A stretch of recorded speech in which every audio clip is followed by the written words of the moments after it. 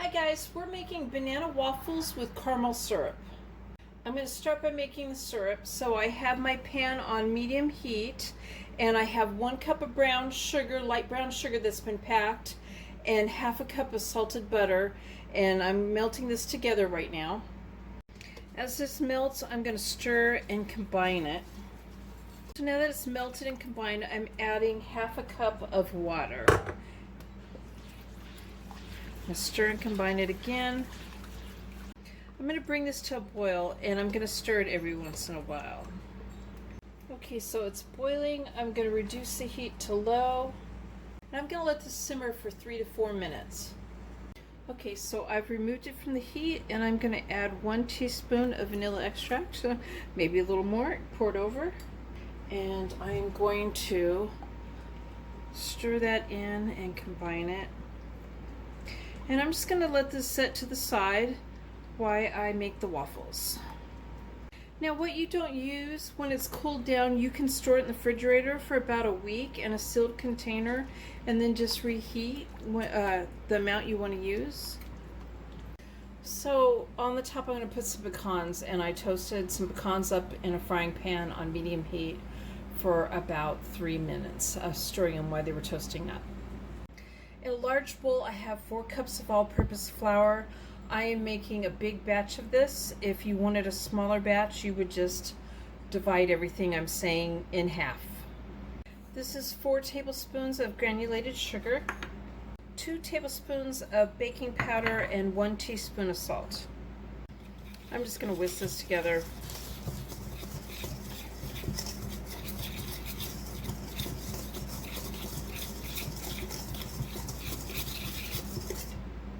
This is 3 1/3 cup of whole milk.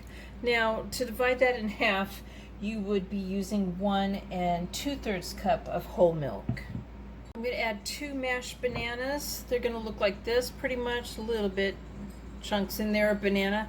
And you want ripe bananas, of course, because green bananas are not going to give you a good flavor. What you can't see is that all 3 of my dogs are intensely looking at me because they are obsessed with bananas.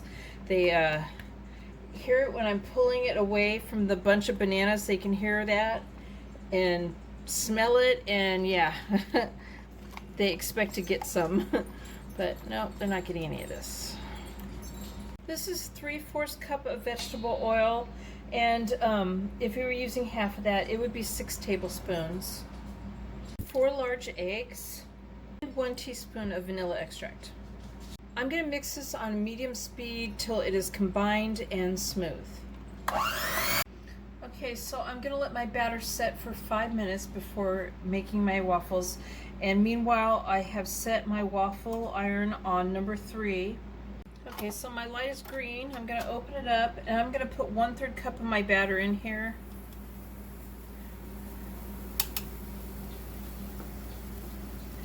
And I'm going to add just a little more.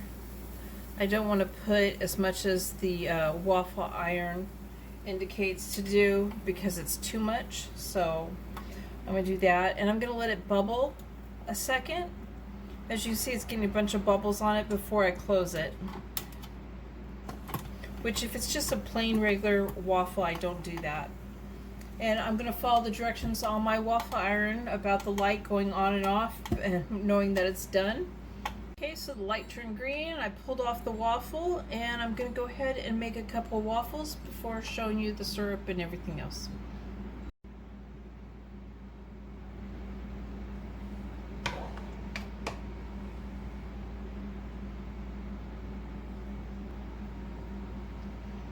Put some syrup on top and some sliced banana. I'm going to make the rest of these waffles off camera, and you can freeze these between some wax paper and put them in a Ziploc bag or a silk container. Sprinkle some of the nuts on top of it.